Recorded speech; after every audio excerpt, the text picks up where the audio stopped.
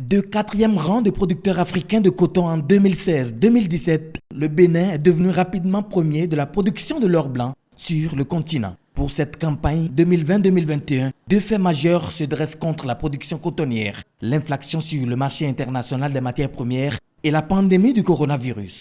Nous sommes arrivés à des prix d'achat d'intrants pouvant nous permettre de faire la campagne actuelle à des niveaux qui sont relativement élevés. Il a fallu faire un arbitrage pour tenir compte du fait que depuis pratiquement 2016, l'avènement du chef de l'État est parti de salon au pouvoir, la production cotonnière n'a pas cessé d'augmenter, mais aussi bien en quantité qu'en qualité. Nous sommes passés de 270 000 tonnes à 715 000 tonnes à peu près cette année. Les producteurs ont bien travaillé. Il n'est pas normal que nous leur donnons un mauvais signal en leur répercutant le niveau de prix des matières premières, l'évolution du dollar qui a impacté donc les intrants. C'est en cela que la filière, l'interprofessionnelle a décidé de maintenir le prix d'achat des intrants à leur niveau de l'année dernière. Ainsi, la doléance des familles professionnelles du coton a reçu un écho favorable auprès du gouvernement. Les familles professionnelles de l'Association interprofessionnelle du coton AIC ont convenu de reconduire, au titre de la campagne 2020-2021, les prix de cession des intrants aux producteurs pratiqués au cours de la campagne écoulée. Ainsi, les 10 prix se présentent comme suit. Engrais, toutes catégories confondues, 240 francs CFA le kilogramme, soit 12 000 francs CFA le sac de 50 kg. Insecticide coton, 3 500 francs CFA le flacon pour le traitement de demi-hectare. Herbicide Toto, 3 500 francs CFA le litre. Herbicide sélectif, 5 000 francs CFA le litre.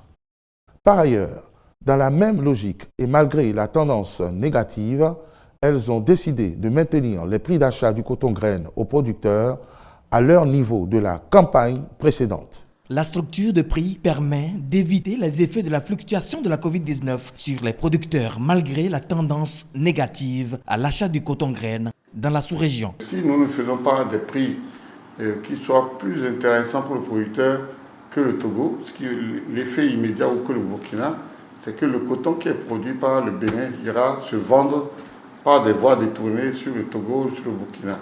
Nous avons regardé et je peux vous dire qu'à la campagne 2020-2021, le Mali a fixé 250 francs le kilo de coton graine, le Burkina a fixé 240 francs et 250 francs, ils ont là-bas reçu une subvention de 50 francs le kilo pour faire les 250 francs au Mali.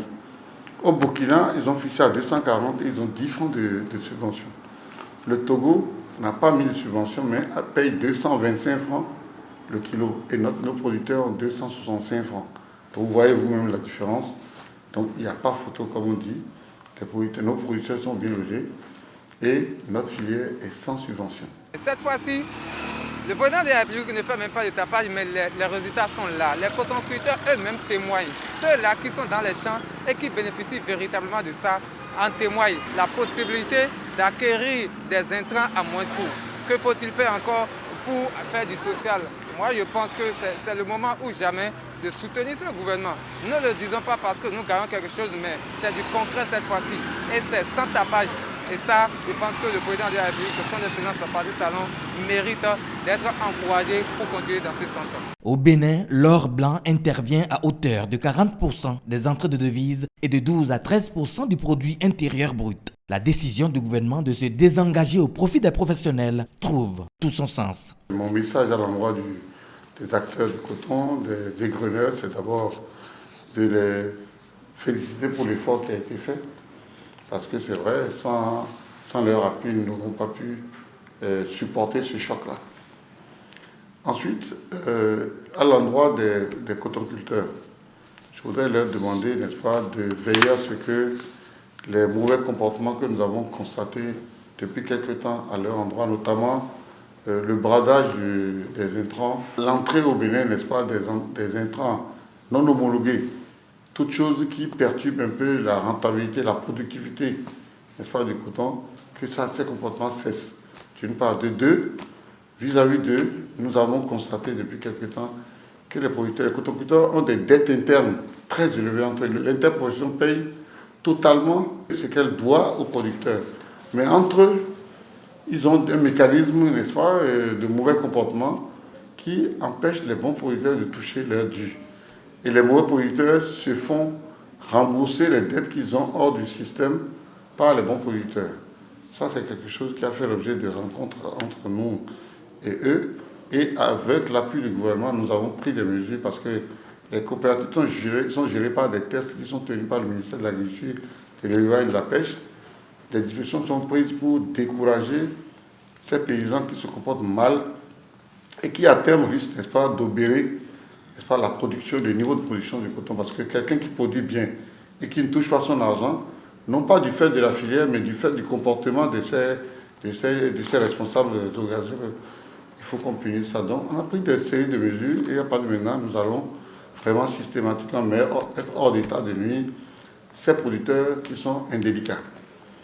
Par ailleurs, je voudrais quand même saluer l'effort qu'ils ont fait pour porter le niveau de production parce que une chose est de concevoir quelque chose, une chose est de l'appliquer. Ils ont respecté les itinéraires techniques, ils ont fait des choses qui ont permis d'être premiers.